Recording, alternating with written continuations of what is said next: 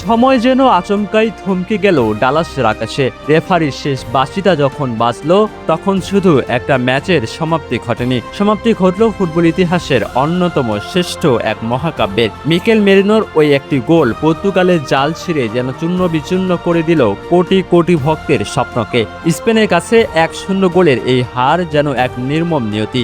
আর এই নিয়তির সামনেই দাঁড়িয়ে সবুজ ঘাসে হাঁটু গেড়ে বসে বাঁধ ভাঙ্গা কান্নায় ভেঙে পড়লেন এক অপরাজয় সেনাপতি ক্রিস্টিয়ানো রোনালদো। মাঠে সতীর্থরা ছুটি এলেন, বুকে টেনে নিলেন প্রিয় অধিনায়ককে।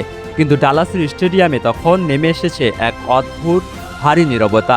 যে মানুষটি ক্যারিয়ার জুড়ে শিখিয়েছেন কিভাবে লড়াই করতে হয়, কিভাবে অসম্ভবকে সম্ভব করতে হয়, সেই CR7-এর চোখে জল আজ থামছেই না। রোনালদোর এই কান্না শুধু পর্তুগালের ড্রেসিং রুমকে স্পর্শ করেনি, এই অশ্রু ছুঁয়ে গেছে বিশ্বজুড়ে ছড়িয়ে থাকা অগণিত ফুটবল প্রেমীর হৃদয়। রোনালদো তো কাঁদলেনই, কিন্তু রোনালদোর এই অশ্রুসিক্ত বিদায় কি আজ কাঁদালো না পুরো ফুটবল বিশ্বকে?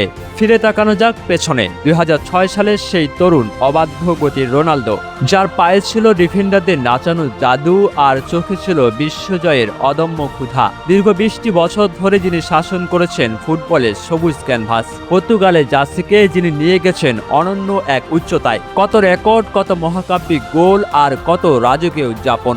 আজ সেই দীর্ঘ, বর্ণাঢ্য এবং রূপকথার মতো ক্যারিয়ারের শেষ দৃশ্যটি লেখা হলো ডালাসের এই বিষাদময় মাঠে। স্পেন চলে গেল কোয়ার্টার ফাইনালে, কিন্তু পুরো গ্যালারি তখন দাঁড়িয়ে সম্মান জানাচ্ছে পরাজিত কিন্তু অপরাজিত এক রাজাকে। করতালির সেই আওয়াজে মিশেছিল গভীর শ্রদ্ধা আর বুক ভাঙা দীর্ঘশ্বাস। ফুটবল বিশ্ব আজ সাক্ষী হয়ে রইল এক কিংবদন্তির শেষ বিশ্বকাপ বিদায়ের। হয়তো সোনালি ট্রফিটা ছোঁয়া হলো না, হয়তো শেষটা হলো ভীষণ বেদনার, কিন্তু ট্রফি দিয়ে কি আর এই পাহাড় সম কীর্তিকে মাপা যায়? বিদায় ক্রিস্টিয়ানো রোনালদো।